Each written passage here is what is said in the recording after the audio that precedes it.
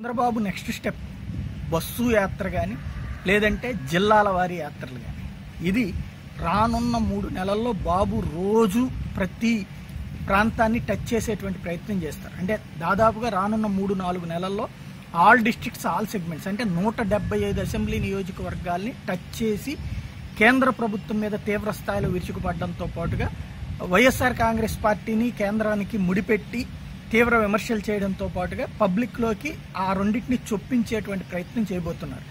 దాన్ని బస్సు ద్వారా చేస్తారా, పార్టీ సభల ద్వారా చేస్తారా, లేకపోతే ప్రభుత్వ కార్యకలాపాల ద్వారా చేస్తారా అనేటువంటిది ఇక తేలాల్సి ఉంది. ప్రస్తుతం అయితే ఇక ఎన్నికలకే సిద్ధపడిపోయినటువంటి నేపథ్యంలో రానున్న 6 నెలల లోపు ఆల్ సెగ్మెంట్స్ని టచ్ చేసేస్తే ఆ తర్వాత 6 నెలలు ఇక ఎన్నికల శంఖారావాలే పూరించాల్సి ఉంటుంది. అప్పుడు దానికి మరొక పేరు పెట్టుకునేటువంటి అవకాశం ఉంది. ఒకవేళ ఈ లోపుగానే లోక్సభ ఎన్నికలు కనుక ఉప ఎన్నికలు వచ్చే పక్షంలో దాన్ని ఎదుర్కోవడానికి సిద్ధపడుతున్నారు.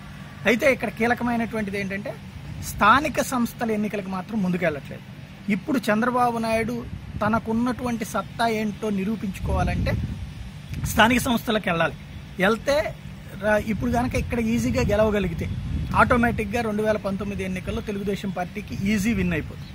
ఒకవేళ కనుక ఇక్కడ దెబ్బతింటే అనేటువంటి భయమే ఆపుతుందా అంటే రానున్న 3 నెలల్లో జరిగేటువంటి పరిణామాలను బట్టి అంటే 3 నెలల్లో నియోజకవర్గాలకు వెళ్ళినప్పుడు అక్కడ ప్రజల్లో వచ్చేటువంటి ఫీలింగ్స్ని బట్టి స్థానిక సంస్థల ఎన్నికలకి వెళ్ళాలా లేదా అనేటువంటిది చంద్రబాబు నాయుడు నిర్ణయించుకోబోతున్నారన్నది ఆయన సన్నిహితులు చెప్తున్నటువంటి మాట.